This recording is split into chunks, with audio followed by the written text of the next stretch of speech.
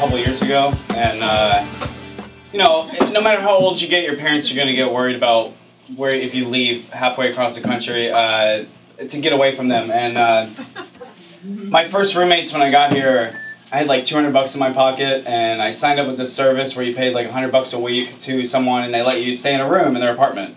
And I did that for probably the first 8 months I was here.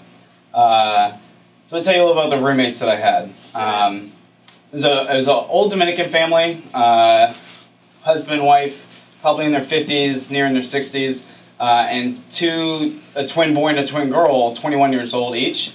Got there, they were super nice. Like immediately the mom wanted to cook me a bunch of food and like, you know, be my mom basically, which I was totally down for. I needed food really badly and I needed a mom right then and there, so it all worked out. And they never knew that I spoke Spanish, and not terribly well, but enough. I speak enough Spanish, especially to know when people are having an argument.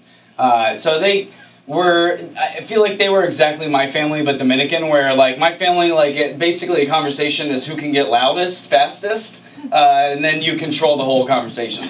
So they were pretty much the same way, but then they would remember like, oh, there's a stranger in the house, like, so they would just have whisper fights all the time, which would turn into loud fights and then back to whisper fights and so on and so forth. So they'd argue about weird stuff, and like I'd kind of half hear it and be like, well, no, that's can't possibly be what they're arguing about. Like, I don't know Spanish well enough to know this.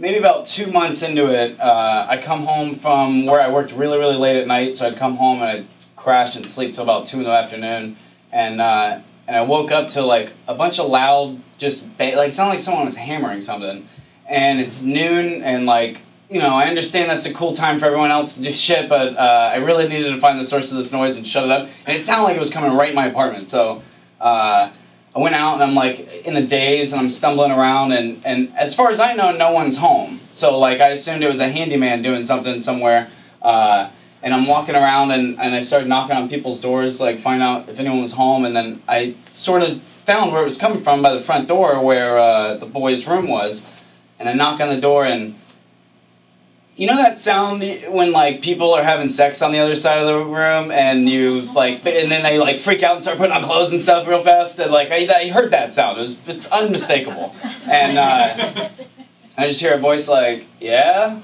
I'm like, hey man, are you making that noise? Like I'm trying to sleep. I don't know if it's you or not, but I gotta go sleep. He was like, oh yeah, sorry, that was me. My bad. I'll be quiet. All right, cool. About a week goes by. It's the same day of the week. So I'm on the same schedule, and again, I hear like this just loud, like as loud as possible noise. And now I know where it's coming from, so I'm like, you know, go knock on the door again, like, dude, you know, you gotta shut up. And there's no answer. It's just the knockings just keeps going. It doesn't stop. And I'm like knocking and knocking and knocking, and I'm like, Jesus, man, like, what's going on there? So I assume he was like a big video gamer, so I kind of thought maybe he was like, had his headphones on, he's doing the game and stuff, and so I kind of knocked on the door and like opened it a little bit just to jar him, you know, say something to him. He was having sex with his sister, his twin sister. It doesn't make it any better, but it happened. And I know yeah, it's bad. I agree. Didn't really know what to do. To make matters just a little bit worse, they were both very obese, which I don't have a problem with, like, you know, it's whatever, I really don't have a problem with people's weight, but to walk into two very large bodies who look identical having sex with each other, it like branded on my brain, and I'm hoping that memory will leave at some point. So, they've been caught. They really are avoiding me now. Like, they do not want to talk to me at all, and if I come out of my room and go in the kitchen, if they're in the kitchen, they immediately walk out and don't say anything to me, and it's all awkward. No one's making eye contact, and I assumed, like, they were eventually going to come to me and be like, hey man, you mind being real quiet about this whole thing? My parents would not like it. So that never happened. Apparently, I started becoming a little more in tune as to what these arguments were all about. Apparently they'd been doing this for a very long time, since they were probably teenagers. And the kicker was when I first met the boy, I didn't feel like I really should say his name. When I first met him, he, like, one of the first things he told me about himself was that he'd never had a girlfriend. So now, like, my brain goes to, like, she's all you know. She's all you know, dude. Like, oh, man. So the father ended up leaving and going back to the Dominican Republic, like, so ashamed and so upset about the whole thing. He'd been living in America for roughly 50 years at that point, which I assume he came over here for a better life. And raised his children and got a job and then pseudo-retired, if you can't even do that in New York City. And then he went back to Dominican Republic because he just couldn't take it anymore. And then eventually the mom, same thing, up and left. Just didn't even want to be a part of the family. It got real weird for me, sitting in my room trying to watch Netflix and just like hearing this family slowly break up. And then, like, you know, and of course they still don't know this, and like the mom came up to me when she was leaving, she's just like, I'm gonna go back to the Dominican Republic for a little while. Don't know when I'm gonna be back, but I may not come back, so good luck with all that. And she left too, and now it's just me and the twins.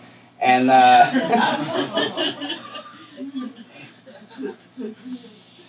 basically every day was me trying to avoid the sound of like jelly hitting water. Like, I don't even know how to describe it. It's just like like when I used to describe it on stage, I'd be like that. It just sounded like a belly being slapped. But now, the more I think about it, it sounds like two bellies being collided, which really was what was happening. So it makes total sense.